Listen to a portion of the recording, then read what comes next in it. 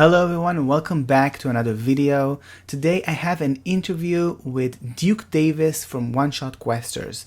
You guys, this was such an amazing interview. I felt so inspired after talking to Duke, and he is a very likable guy.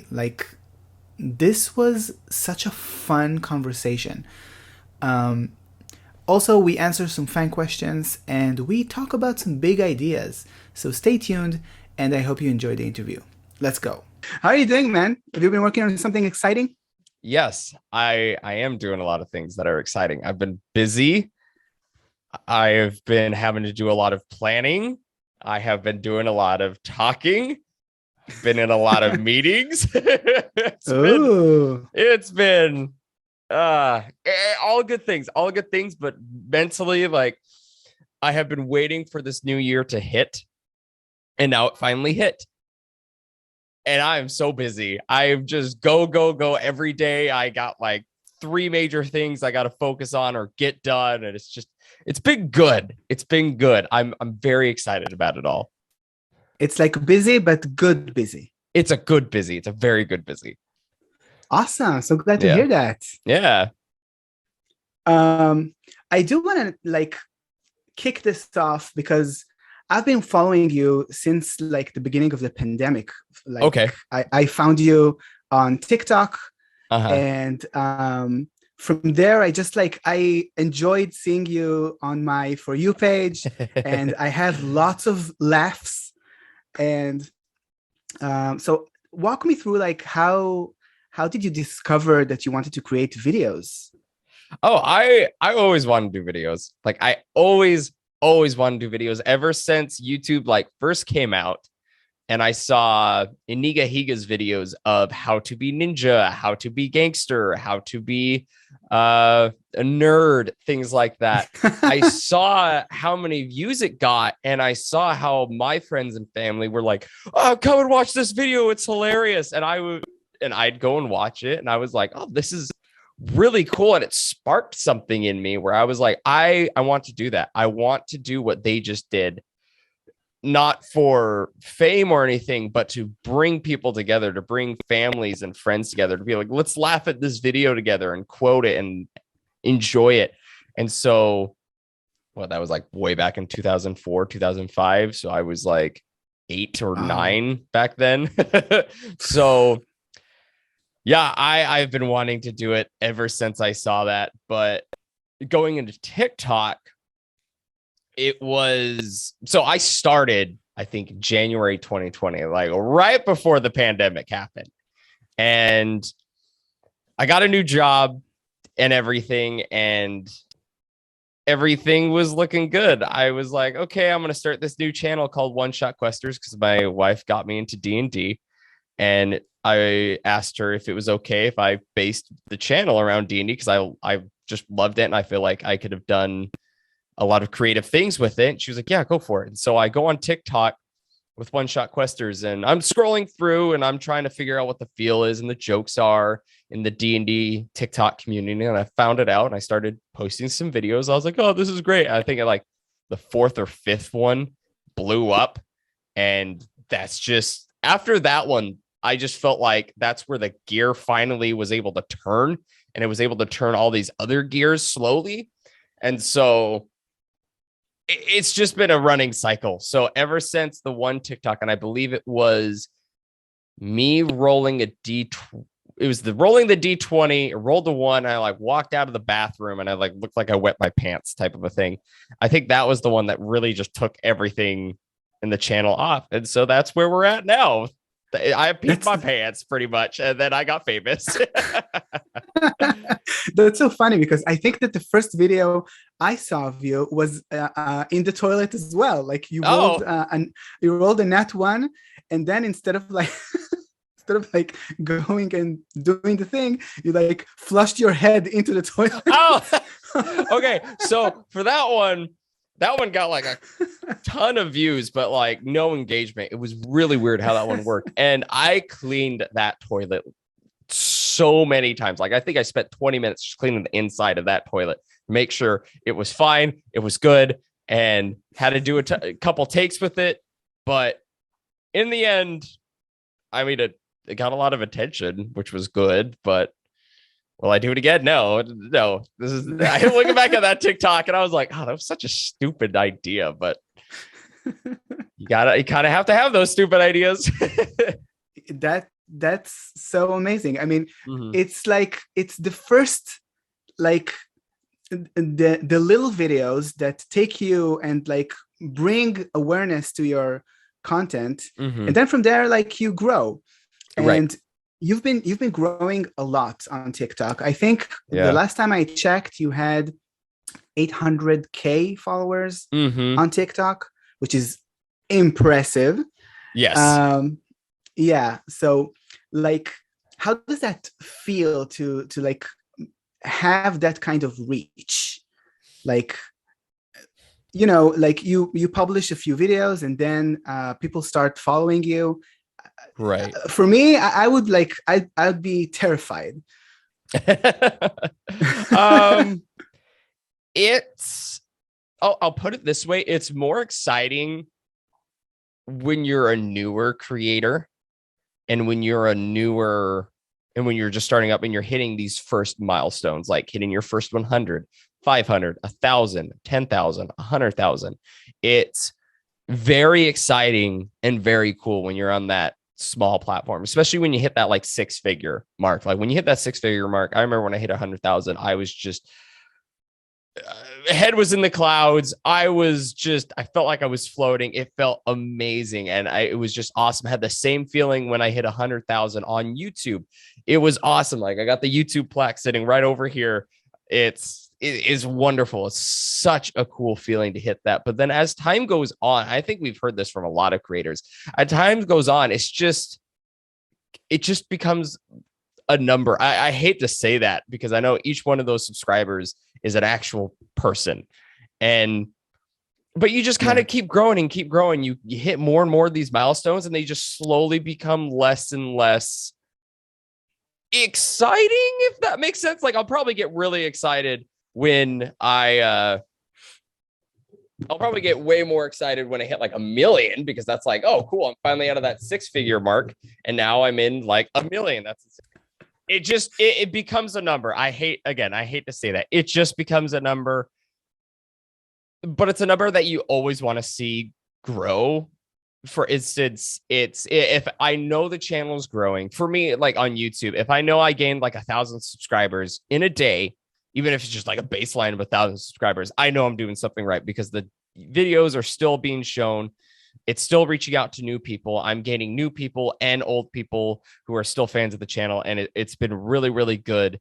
And so that number is still very important. I guess more of like the higher it gets, it's just kind of goes like, yeah, okay, type of a thing. It's like, oh, cool. I hit 360,000 the other day. And I was like, yeah, I have like a little mini celebration in here in my heart.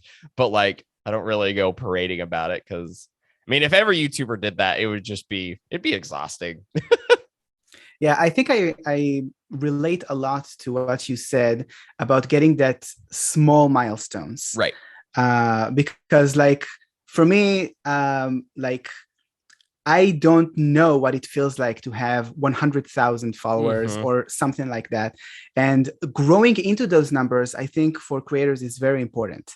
Right. So I totally understand where you're coming from for that. I do want to say, like, from content perspective, you've been publishing a lot of shorts, a lot of like funny videos. How do you come up with ideas? Like, what do you have like a process? Yes, I do. So it'll either be one, I will try to make videos where I can do a series with, like I can focus on one class and then I just do a series with the classes. So I try to figure that out, because for me, if I could find a series that I could focus on a class, that is 13 videos that I can already have planned. That's amazing as a content creator, because I don't have to get on and sit down and look at a blank sheet for hours and be like, I don't know what to write. I don't know how to go about this.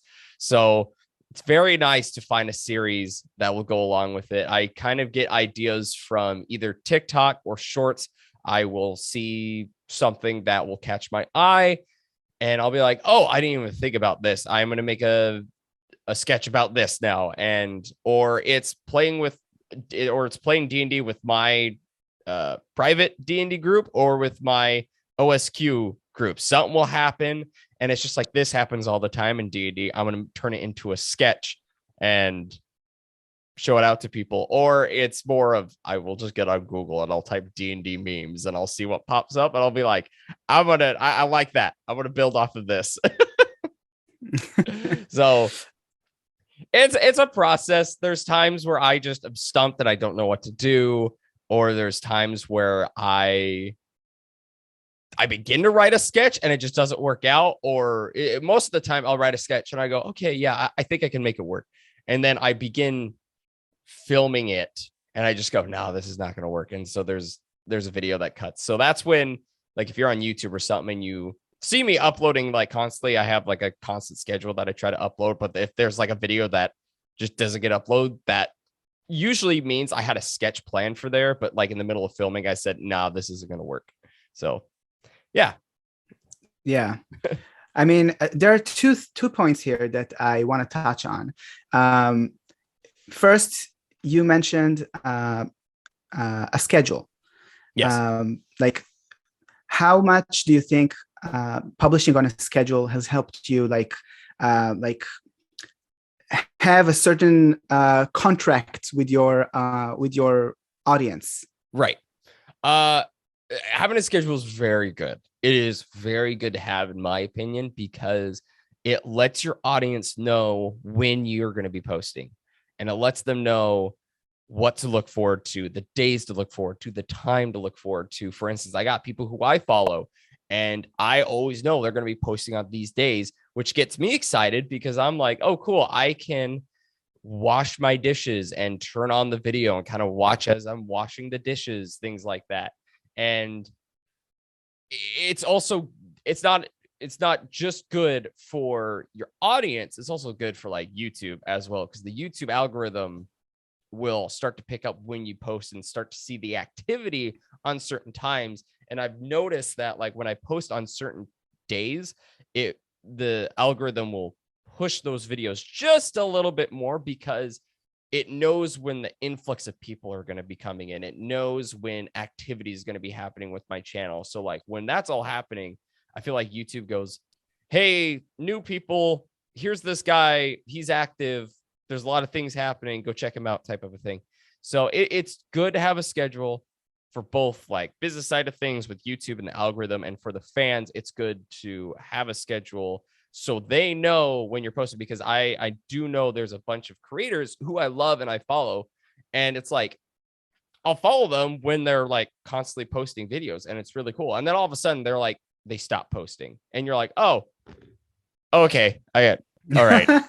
And then as time goes on, you kind of forget about them and your motivation to keep watching them, support them, dwindles down a bit because you're not actively seeing them in your subscriber feed or your recommended feed on YouTube. And so when they do pop up, you go like, hey, I remember you. Not interested anymore because nothing really was able to fuel what you gave. And now you're just kind of posting willy-nilly. I don't know when you're going to post. So that's kind of how I feel. Wow. That's a perspective that I didn't even think about, because there are so many like YouTube channels that I subscribe to that are now coming up in my head, and like I haven't seen a video from them in a long time. So yeah, that's something to think about. The other thing I wanted to touch on was, you said that you are sketching. So how much of what you like create is improv? Surprisingly not a whole lot, because for me, I struggle with speaking. I definitely do have a speech impediment, and I've been doing really well on this interview so far. So I've been pretty proud of that. But it's more of when I'm alone and it's just me and I'm in the room. So my studio where I film everything is in this room right behind this wall. I'm usually alone and I don't have any pressure on me. I don't have any, I have no worries to mess up type of a thing. So when I write my script, I try my best to keep the script as like 100% as I possibly can. I'll throw in some lines here and there or do some actions as I do, because I mean, following a script 100% is kind of boring. Even my own scripts. But I try to keep it to the script as much as I possibly can, because just with how my brain works and with how my mouth and voice, just how this all works right here. If I screw something up, I will start stuttering. I will start fumbling my words. I will do this thing where I go like, I will do that constantly. And so what should take like 2 minutes to film can take me like 5 to 10 minutes, sadly, because I'm either stuttering, I'm either fumbling over my words. And when I rewatch it, I like combine words. So it's like, I'm talking clear and then I'm going back to it. It's just like, gosh, dang it. So it's a struggle, but it's like, it's a challenge that I have to overcome. And so when I get those good takes, when I get those right things, it means a lot more, because I know I was able to push through my challenges that I have. And with everything else that I got going on, like for instance, like with this interview going on, you may hear me have some awkward pauses or things like that. That's me trying to stop myself before I start stuttering or fumbling. And I try to think very carefully on what I'm going to say next. That way my mouth can work correctly. So it's a process. It's a thing I got to live with, because I didn't get the right help at the young age that I needed. And so now it's like, I'm 25 now, almost 25. And it's just like, there's nothing I can really do as much, because I've just lived with it. And I'm going to try to keep living with it or keep working with it. Like, for instance, why I feel like the interview is going so well is because I have someone watching me. I have a bit more pressure on me, a bit more pressure on my shoulders. And I find that good. I find that like a good pressure, because it helps me really fine tune what I need to do and focus on what I need to do. Because for this, I can't go, oh, let me try that again. Oh, I'm going to go back and do this. Like, can't really do that. So I really have to think. I really have to focus. I really have to make my brain and my mouth really try to connect with what I'm trying to do. So yeah, that was probably a lot more than what you asked, but that's how it goes. That's perfect. I can share from my perspective. English isn't my native language. My native language is Hebrew. And for dope. Me, for me, sometimes I find myself like thinking something that I want to say in English, but thinking it in Hebrew, and then like stopping because I need to translate it in my head to English before I say it. Right. So I find myself sometimes like, like, yep. I totally get it. Yeah. So I do have like some questions for you from my community tab. Yes, I saw a few of them. Yeah, let's go through some of them and see what we can have there. Sounds good. Oh, that's a nice one. How often do you actually get Yahtzee? On a more serious note, how many takes do you usually need each video? So we touched upon it, but if you want to like, if you want to like expand on your filming like process, a bit more, then you are welcome to. Okay, yeah. So the Yahtzee question, don't get it as much as I can. So I put the Yahtzee joke in there because me and my wife play Yahtzee like all the time when we're waiting for food, when we're in church, when we're on flights or just waiting for something. We'll play a game of Yahtzee, and it's so much fun, and we both just really get into it. And she usually kicks my butt most of the time. She usually gets most of the Yahtzees. So I kind of threw in the Yahtzee joke because I just wanted to show people like, this is something that means a lot to me and my wife, and it's a big part of our life. And so I love how it has become a running joke in the channel, and people get so excited when they see it. I'm just like, that is so cool. That is so much fun. But for the takes, again, something that I really try to do, and go kind of going back to what I was talking about with my speech impediment, with how I fumble over my words and things like that. What I try to do is I really try to force myself to do one good take. If I said everything correctly, if everything came out of my mouth and the words sounded clear, I will really try my best to be like, okay, that's it, I'm moving on. Because I know I'll go, oh, I could do better. And I'll try to make it a little bit more animated, or not feel, it doesn't feel as real or genuine. I've noticed that a lot. Like, I'll get that one good take and then I go, oh, I could do a couple more, and I'll do a couple more. And then when I rewatch the edits, I'm like, okay, the first one's usually always, like 90% of the time, it's the take I usually put into the videos, because it's more genuine. It feels better. The flow is a lot better. The other ones, I feel like I'm trying too hard, or it makes it just a little bit too cringy. And so it could range from doing one take to 10 takes. Like, it's insane, but hey, it's what I do, and I know what I'm getting myself into, and I enjoy it. That's awesome. Yeah. I mean, as long as you enjoy the process, like you enjoy what you're making, I think super cool, because I think that, I won't speak for everyone, but I'm in your audience and I like what you create. So, oh, I'm glad. No, we got on this interview today to tell you how much you suck. Thank you. I appreciate it. Glad you're a fan. How accurate are your characters to how you would play those classes? Would you play a dragon fucking bard, or do you like to shake it up a bit? No, a lot of them is not very accurate. For instance, I always point jokes at the bard being like the seducing character, which is funny because that's just the meme around bards. But in reality, I've never seen a bard really go out and be like the effing character. It's been either I've seen warlock more. Warlock has been the one that's really been the womanizer of the group, as you would say, type of a thing. I've seen more paladins and sorcerers. I don't really see the bard. So like the bard, when I've played bards before, I play them really like I'm coming in and I'm trying to make my party look good and to really buff them up and make them stronger. And when I go into that mindset, like, oh my gosh, playing a bard and a support character is so much fun, because yeah, it's like, there's the barbarian. He's doing a lot of damage, but I'm going to give him this inspiration that's going to make him so he did deal more damage. And it's just cool seeing that payoff when it happens. Or the barbarian didn't make the hit, but then he has the inspiration. You roll an inspiration. He did make the hit, and everyone's like, yes. So it's super cool. And for like the ranger, I always say like, no one plays the rangers. They suck. And I will put it this way.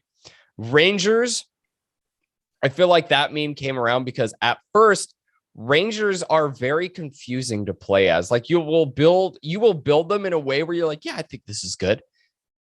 And then as you play them, you go, oh, I built him very wrong. Like, this is not what I should have built this ranger. And so like the second time you play a ranger, like I know how to build rangers. And there were times where I was dealing way more damage than like the fighter as a ranger. Like I like getting hunter's mark on and getting some of the feats where it's like you have 2-weapon fighting. And I think there was one called, there's a feat or subclass, something starts with a C. I think it's like Colossus or Colosseum. I can't totally remember off the top of my head, but it's like I could deal an extra D8 of damage if I hit someone. And it's just like, holy crap. And so it's like, okay, 2 short sword hits. That's 2d6s, get a max of 12 plus my modifier. That's like 18 points right then and there at like starting at level 3. And then you add on Hunter's Mark, that's another 6. So that's like 22 plus the 8. And it's just like, wow, okay, I just dealt like close to 30 points of damage in one turn. Holy crap. That's insane. So no, so like I will mostly focus on the memes based around the classes because that's what everyone knows. And if I make a joke where it doesn't really fit the meme, it doesn't get received very well. And that's what That's what really sucks, because I get a lot of comments where people are like, you need to start making the ranger or the bard this other thing, or we're tired of seeing the wizard die of 1d4 damage. And it's just like, okay. I love it. Well, it's true. Like, first edition wizards, 1d4. They had 4 health. That's all they had. If they went down to 0, they're dead.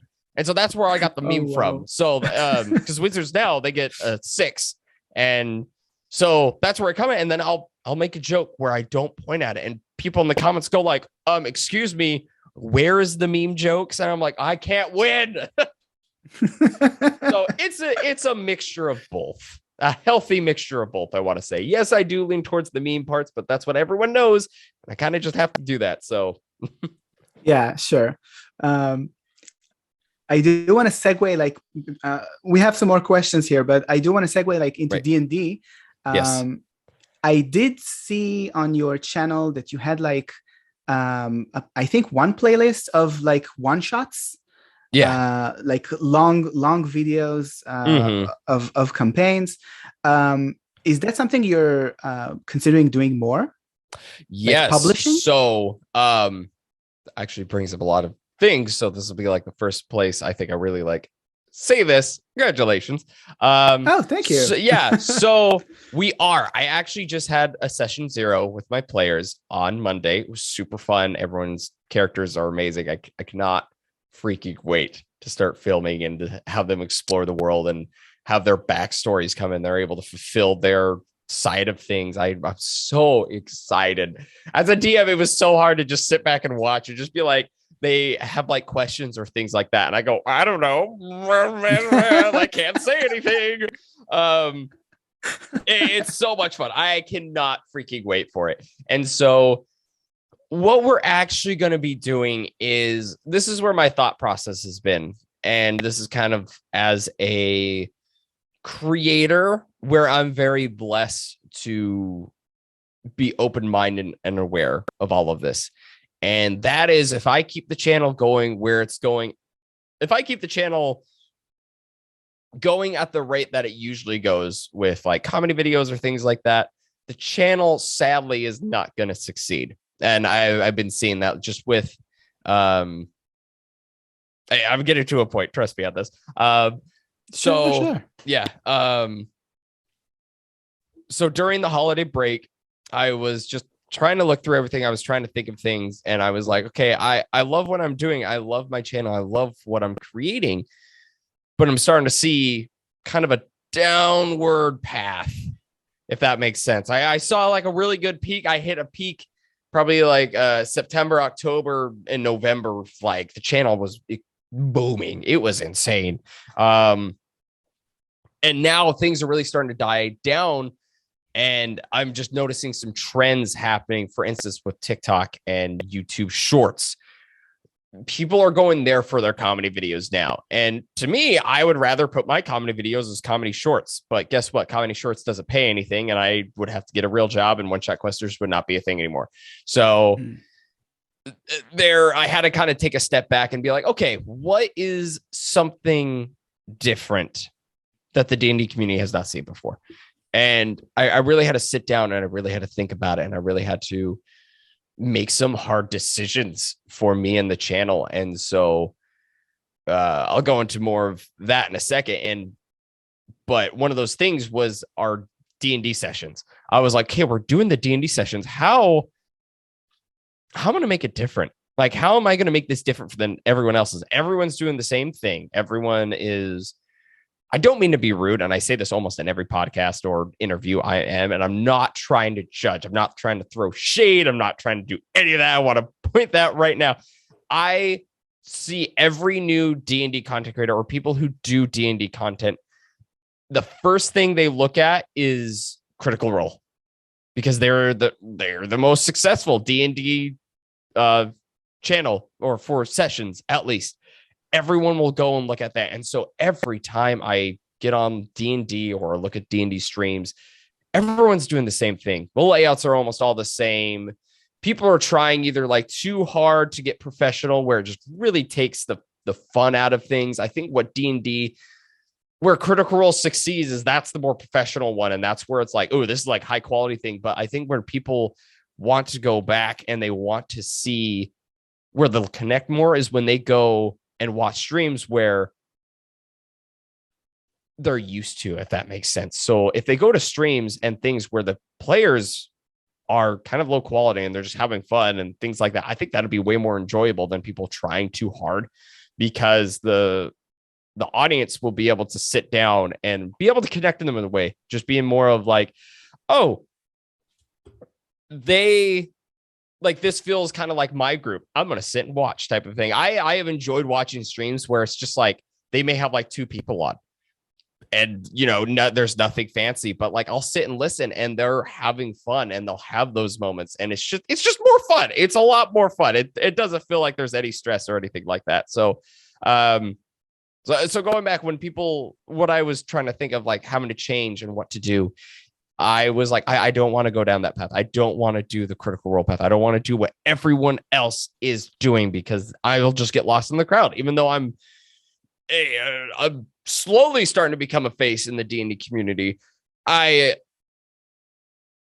still need to reach out. I still need to be seen. And so I was thinking, okay, what am I going to do? What am I going to change? And so I was talking with my editor. I was talking with my players, and pretty much what we're going to be doing is like, we're going to do the Twitch and podcast. We're going to be doing that because our streams, the streams are going to be fully out there. So like, everyone's going to be able to watch the recording from start to finish. There's no cuts or anything. Same with podcasts. It's going to go in podcast form where people can listen to it. And I feel like that's really good, because people will be outside, like someone doing construction work, be able to like pop in their headphones, and then they have like a 3-hour session they can listen to. And it's like, that's great. That can really help pass the time.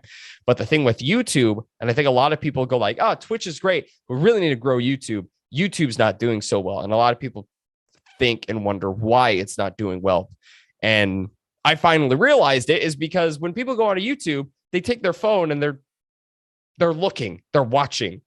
And so that's where it's like, okay, I understand now. Something finally clicked. So what I'm doing with our D&D sessions is, so like I said, the full sessions are going to be on Twitch and on podcast. But when we put them into YouTube, I talked with my editor, and each session, how we're going to do it is we're going to cut them up into episodes. So like 1 30-minute episode on like a Tuesday, the other one of that same session on Thursday, and then the last one on Saturday. And a lot of people go, oh, that's not going to work. It's not going to work. I've heard that all the time. But then my counter argument is, okay, like video gamers on YouTube do that exact same thing. They will have a series, they will play through it, and they will cut things up. They will cut things out, and they will split it up into multiple episodes. And so it's just like, why can't we do that? Why am I being told no? Like, there's no reason to do this. And so like, when we go on YouTube, like, people can sit and watch, and we can edit to show different faces, and we can put some edits in there where people can be more inclined to watch and have more fun with it. And also we can cut out the stupid things out there, like, oh, my players just did like a 20-minute shopping spree where nothing happened, and for an audience perspective, they didn't need to know any of that. It is just kind of like a 20 minutes waste of filler that didn't need to be there. And so we're going over on YouTube, we're going to be releasing them in episodes, and I'm really excited about it, because it's going to be a lot of the things that's going to be happening is it's going to be new. I know the D&D community is going to be like, oh, what is this? Do I touch it type of a thing? And so I feel like it's going to be like that gear I talked about at the very beginning, where it's kind of stuck, but then slowly it's going to start turning, and it's going to start turning these other gears. And so, yeah, to go back to your question, I do plan on doing the D&D sessions, but they're going to be in a very different way that I think is going to really, really help new people. That's the thought process that I'm going into, is like, how am I going to introduce like new people, new D&D fans, new D&D players into D&D sessions? Because whenever someone's like, hey, I want to get into D&D session, it's like, oh, go watch these people. They have 40 episodes that are 4 hours long. So try to catch up. It's kind of like, that's intimidating. That's my problem with NedPod. Mm-hmm. I wanted to, like, I started listening to it, and it's just like there's so many episodes. Right, I, right. It's insane, and like everyone keeps going like, oh, nothing's working, let's keep trying the same thing and see if it works. It's like, no, you're getting the it's like, think of something else. That's where the kind of like the channel, sorry, I'm spewing out ideas. This has been like in my head for so long, and I just need to like tell someone about it. So you're that person. I hope that's okay. that's perfect. That's Okay. Amazing. You're like, this is content, I need this. All right.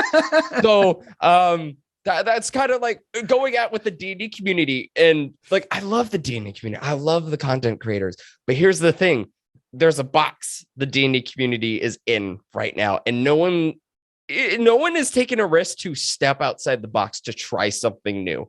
That has been a struggle I've seen, because every time someone comes in, they're like, hey, I want to be a D&D content creator, I'm thinking about doing how-to videos, does that sound like a good idea? And I go, no, that doesn't. Why? Because everyone does that when they start D&D.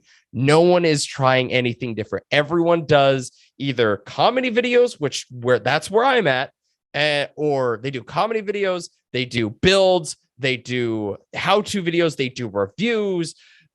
They do sessions. They just all revolve around the same thing. Everyone does the same thing. And it's just like, that's fine. We need those videos. That's the thing. We do need those videos, but we don't need more of those videos type of it. We don't need more. We need something else. And so for my channel, something else I'm trying to do for the D&D community, and if anyone listens to this is my idea, no one can steal this. Hey, I thought of this first. I'm saying on record that this was my idea. So like what I'm doing is I'm trying to break outside of this box. I'm trying to break away more from the comedy. I'm still going to do comedy because comedy is a big thing. And I don't want to leave the fans who built this channel up, just be like, hey, see, I'm doing something else now. Like, thanks for what you did, but that peace. I don't want to do that. I want to keep the comedy videos going because that's what they've enjoyed. So what I'm trying to do is I stopped and thought, and I was like, okay, what is something that the D&D community is missing? I was like, what is missing from it? And I had a couple days where I shouldn't say a couple days. I've been thinking about this for like months. And finally, when I stepped away and took a break, and I wasn't in front of my computer where I wasn't focused on anything, my brain was finally clear up, and I go, oh, you know what? Like, no one's been like a Mr. Beast in the D&D community before. Like there's nothing going on with, like, every niche has like a Mr. Beast in it so far. D&D does not have it. And I was like, okay, you know what? I think that's the route I need to go. I think I really need to try to show people, like, it's not just me wanting to do it. It's more like showing the D&D community, like, hey, did you guys know this is other things that we could start putting up that I think a lot of people would enjoy? So one of the big projects that I'm planning on doing, and I got two projects, is one, I'm going to build the world's largest dice tower. And so far it's going to be 20 feet tall. Wow. Yeah. Okay. So I'm going to be doing that. Can't give too much away. You're going to have to watch the video for that, because there's going to be a lot of surprises that go with it. So I'm going to make the world's largest dice tower. And then the second video I'm doing is how to get up a lot of ads, a lot of sponsorships on my videos. So if you see any like recent ads, it's to fund this next project. But I went to my local, or I'm going to my local game shop where I go play like Yu-Gi-Oh and everything. I made friends there. They've been really cool. They've helped me out of just like a small dark patch that I was going through. I made friends. It was wonderful. And I'm going to go over there, and I'm going to buy every single D&D item they have. And then I'm going to give it all away for free. And then we're going to donate a ton to St. Jude as well. Because that's actually like Mr. Beast stuff. Exactly. And I was like, you know what? It's been really, I'm very excited for it. I'm excited to take this next step. It's like, yeah, it's expensive. It's crazy expensive. Like these two videos are like 5 figures. Like that's how expensive they are. But I'm so excited because as us content creators, we as us D&D content creators, we go, man, our community has given us so much. They have given us so much. We want to give back. And the way we have been giving back is providing more content, which isn't bad. I'm not saying that's a bad thing at all, but it's more of like when we give back, from what I've seen is like, oh, we need to give back to our community. Okay, here's these things. And then the D&D community winds up spending more money on a creator type of thing. And to me, I'm like, that's not really giving back. I mean, it's giving back in a way, but like they're still having to spend money a lot. And that's just kind of where I was like, no, I legit want to be like, the D&D community has given us so much. I want to give back. So I'm going to buy everything there, and I'm going to give it all away for free. You do not have to spend a dime for anything. You do not have to give me anything.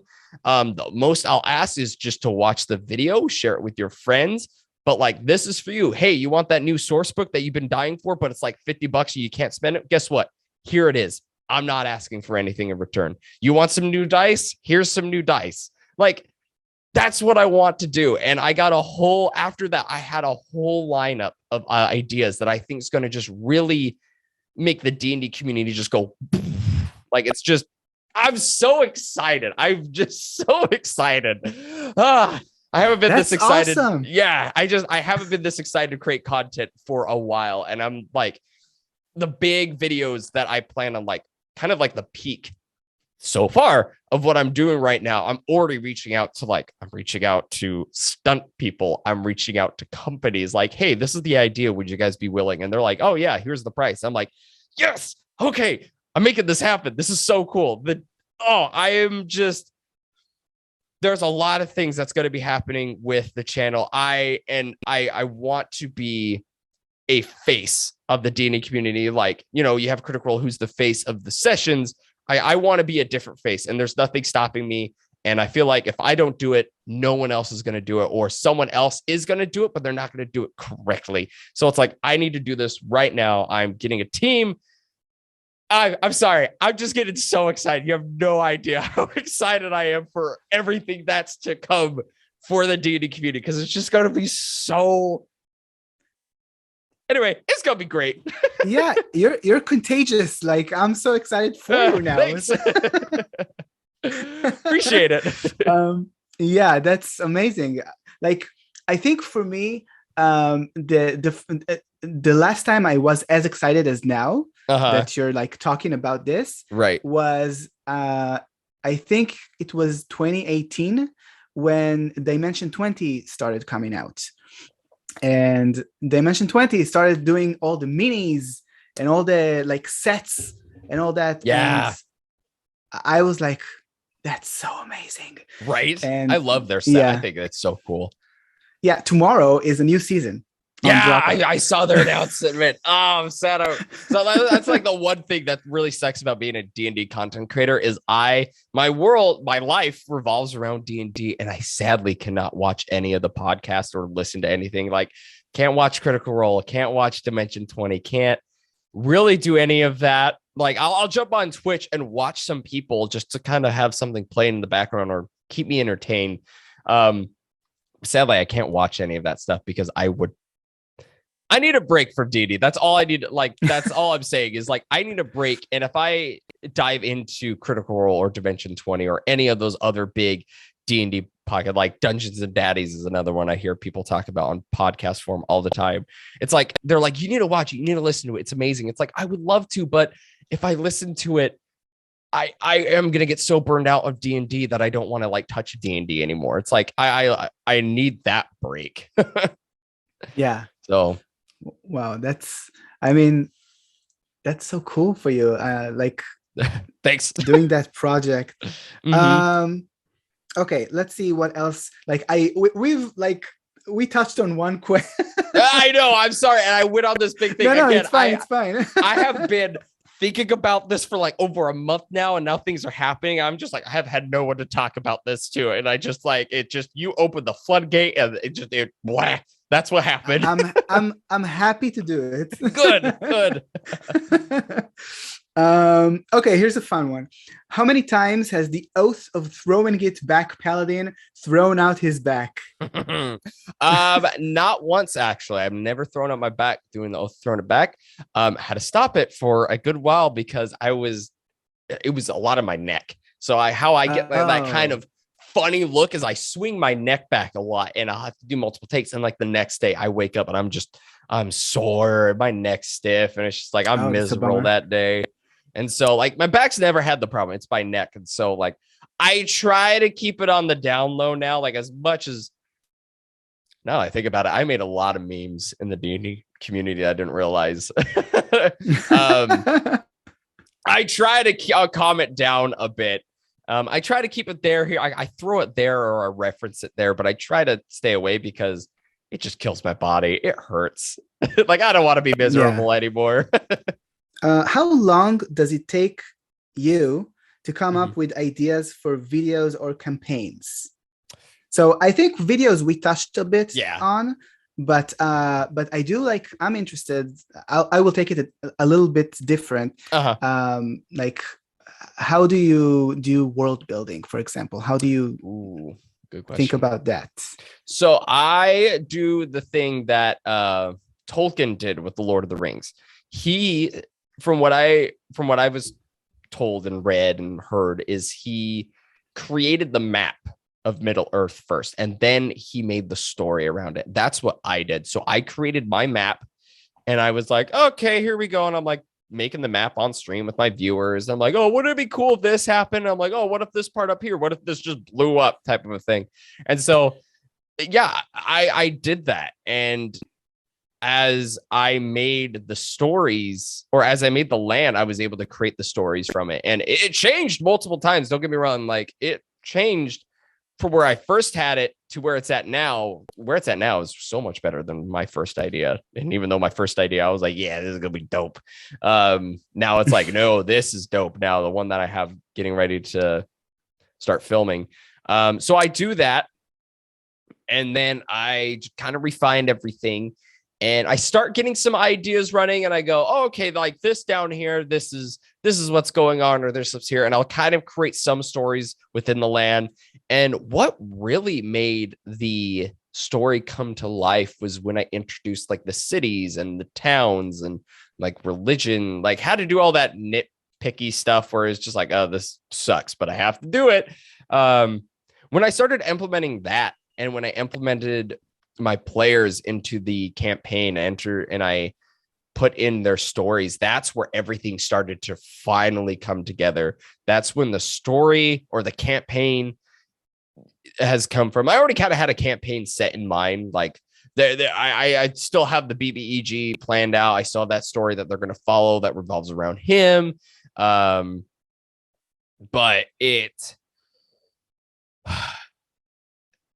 I start from the map, and I start to build the story around the map. And when I throw the characters in, and when I throw the towns in, I start creating stories from the towns and from the players. That's where everything came together, and that's where I was finally able to set. Because to me, it's fun to create a story, but like I just kind of have like an overarching story. It's like, hey, this is what's happening. You know, you're going to be finding this in the end, but I feel like the more fun story is finding your players' stories and working your campaign around their backstories. That's where I feel like the players will have the most enjoyment and fun with it all. So that's just kind of how I go about my campaigns. And again, it changes all the time. I may give something different when we start a new session, but yeah, that's what's happening. That's so cool, because like, there's always like a thing with new writers, and I experienced that myself when I started writing fantasy, right? Which was like, we don't think about the fact that our characters lived a life before we start the story.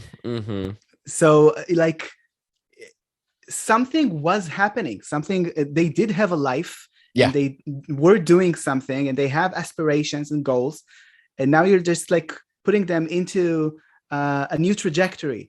And that trajectory could also be their original one. You just like intersect with other characters. Right. So I think it's a great a great direction, like to focus on their like home and origins. Yeah. So that's cool. There was something like in the back of my mind from earlier that you said. You said you're playing Yu-Gi-Oh. Yes. Yes.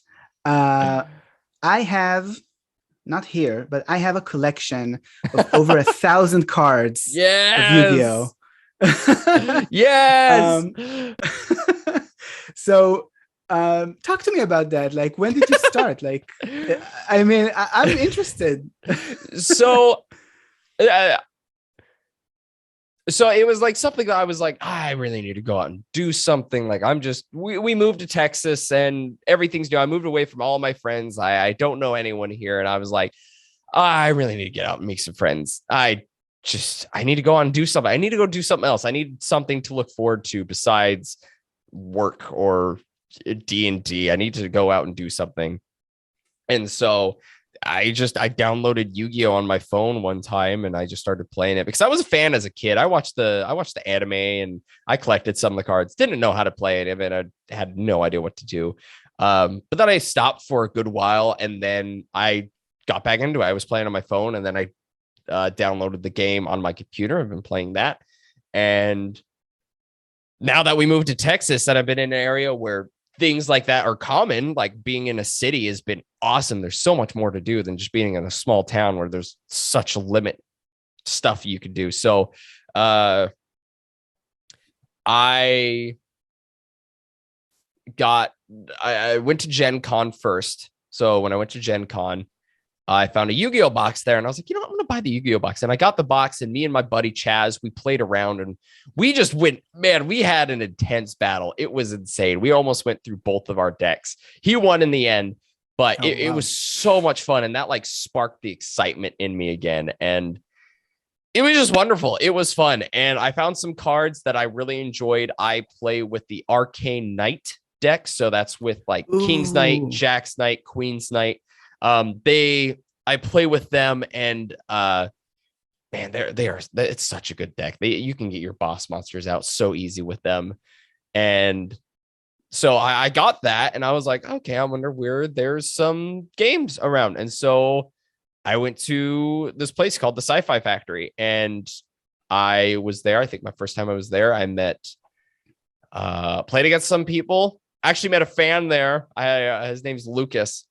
He recognized me and that was really fun. We've dueled against each other a couple times. Shout out to you, Lucas. Yeah, Lucas. He's super cool. I got to give him a Christmas present when I see him again. But no, so I started playing and that's where I met some of my friends there and they've been really cool. They've been really helpful. Like it's just been fun because I'm like, they look through my deck and they're like, okay, what do you got? I'm like, this is what I have. And they're like, okay, you're missing these. Let me grab you some cards. And they're like, you can put them in your deck. And it's just been fun. It's been really fun being a part of it. And it's just, I think the most fun is when there's a new box or a new set that comes out and it's a tournament day. And the new box will come out during the tournament day and everyone's at the counter trying to get them. Everyone's opening. There's just like this electrified energy throughout the whole store. Everyone's excited. Everyone's passing cards. It's just so much fun. Yeah, you kind of have those toxic people and you have those, when you think of that, yeah, you do have some of those people that fit into certain traits, but like all around, they're fun people. I made some great friends and it's just a good time. It's just honestly a good time. And it's a good time if you make it a good time. Like I will go in and I'm playing just to have fun. I'm playing to have a fun duel. I'm playing to make friends. And when I've had that, I've never had like really any upsets or things like that. Yeah, I want to win here and there. I want to be able to bring back a trophy because just for bragging, right? Type of a thing. But yeah, no, it's been good. Actually got like have a you set ever of cards actually right here. Have you ever actually like went to like a tournament? Yeah, so the ones I go to right now is just more of, hey, you show up, 25 people are here. We're just going to pair you guys up into groups and you're going to play type of a thing. That's all I've really been. There's like no payment that you got to do. You just come in and play. You play 3 different rounds, and whoever wins, you get like a pack of like 5 cards or something like that. But there is a tournament where at the same place that I go to is the place that I'm actually going to be buying all the D&D stuff from. They do have ones on Saturdays where it's like $5 or $10 and they give away like the box sets to the winners or like trophies and things like that. I want to join in, but I am still trying to figure out my deck. Like I'm still trying to get the right cards because I know my deck can win quite a bit now, but I think I need like one more card. Like this is actually, I need one more of these cards. So like I got the card right there. D-Force. D-Force. Okay. I need one more. And then I think I'll start going to actual tournaments. So yeah. Do you have a PO box? I'll put it down. I'll put it down. I do not yet. Sadly, I don't think I'll have a PO box till next year because my wife and we're going to be moving again because we're going to be buying our own house. That way, instead of being in this room, I can revamp our garage and I can make that my studio. And these rooms can be set for like guests or children in the near future. So yeah. Awesome. Yeah, I remember like for me, I joined a tournament once and it was like a really organized tournament. Yeah. And then like one of the participants was a little kid. Mm-hmm. And I had to like duel that little kid, and we did the long ones, like the 8,000 life points. Mm-hmm. And his mom is like sitting next to him and like staring at me, like, please let him win, please let him have this. And I'm like, but like in my mind, I'm in a tournament. I know. It's like these points matter. Yeah, I mean, at the end, I was like, okay, if I'm not going to lose because I'm losing to this kid, then I'll let him win. And then like, right. Yeah, but that was so fun. So anyway, I crushed him. Yeah, I think I still have like my actual deck here. Yeah. It's the only thing I kept. I use a spellbook deck. I love the spell books. Yeah, so yes. I used like the spellbook Empress. Not remember. Yeah, so that was so cool. Nice. I like the fact that I can like eliminate cards from from the field. Right. Oh, it's so good. It's so good. Yeah. Well, I think we covered all the questions, and sweet. Yeah, and it's so fun to talk to you. Just a very likable person. Oh, thank you. I appreciate it. So Duke, thank you very much. And also, like, before we wrap, what advice do you have for new creators in your space?